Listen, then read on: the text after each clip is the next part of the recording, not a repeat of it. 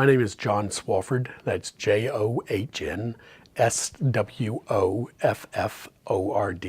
and I graduated in 1981. College for me was unusual in the context that I was in the military prior to coming to college, so I was 4 years older than the majority of my contemporaries.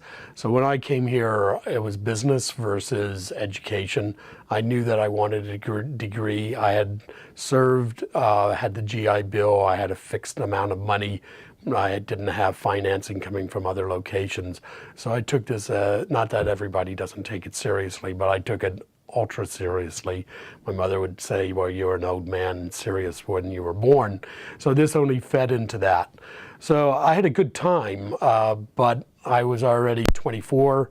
I was, well, take that back, I was 23 and I was married. So I was kind of like on a different trajectory, I was on a different course. It was kind of like I was on a different course than the majority of the students that I was meeting. Also, I was a transfer student, so I was a junior, kind of a junior when I came to ASU. And I finished my undergraduate degree and part of my graduate degree in 2 years. Yes, if you have the ability to get either a part-time job or freelance work while in college in the field that you're thinking about being in, and if you can't get an internship, this is valuable because it shows you what you're going to be doing hopefully for the rest of your life. I was fortunate enough where a position was opened up that I could apply for. On the downside, it was a full-time position, so my entire senior year I was working 40 hours a week at KAIT and then pulling an 18-hour semester for my both semesters of my senior year. So I had no time other than to sleep sometimes. I'd get home at 2 or 3 in the morning and have to be here at 8 in the morning to prep for a TV production class. On a personal level, no, I was very straight, but I remember a number of people. KAIT, if you've never been out there, is on a hill.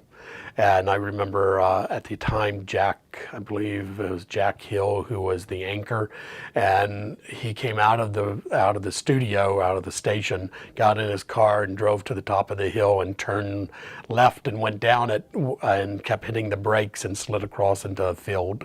So that was always very funny. But I enjoyed working at KAIT. I enjoyed all the aspects from the operations to the news. I loved working news there. It was exciting, very exciting time. I met Bill Clinton because he was the governor at that time numerous times, and then eventually he became president. I used to say, I used to do interviews with him, and everybody'd go, yeah, right. But I did.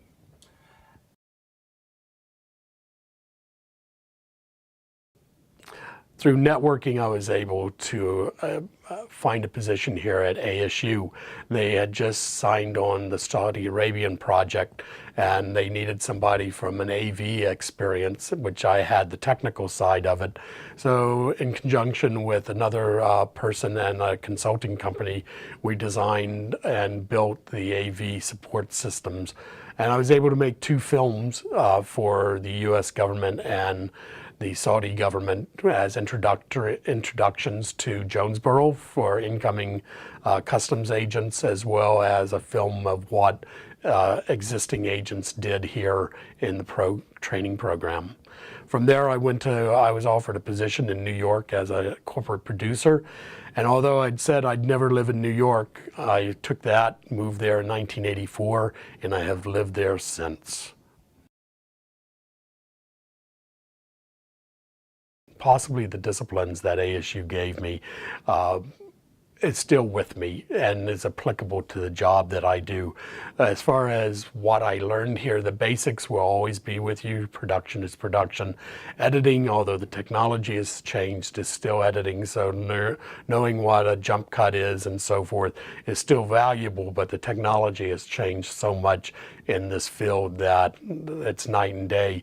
What I saw the students learning on today or over the last 2 days is pretty representative of what they're going to experience today with the current technology, where what I did has no real bearing on what I'm doing today.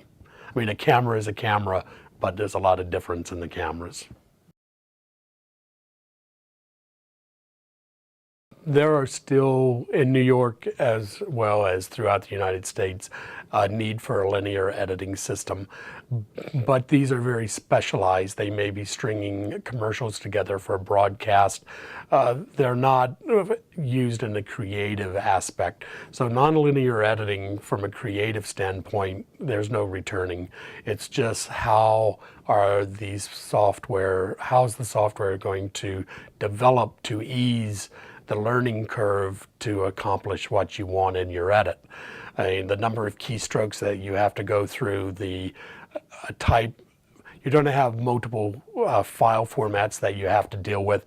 Can the editing system accept these file formats in their native form, or do you have to transcode them into something that takes time? More and more the software is being written so that you don't have to convert until the very, very last moment. And that might not be convert for the conversion's sake, but for what delivery you need to give, i.e. the web, broadcast, a PowerPoint presentation, a keynote presentation, something of that nature.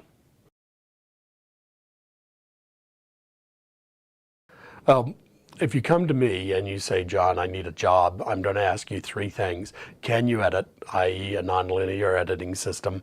Do you know After Effects? And do you know Photoshop? If you know those 3 things, there's an outside chance that if I had a project, depending on your skill level, I might be able to give you a job.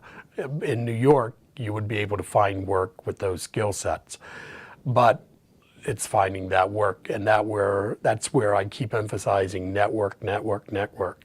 You have to make connections. You have to know people. You have to meet people. You have to have examples of your work that people want to see to what you're trying to get a job for.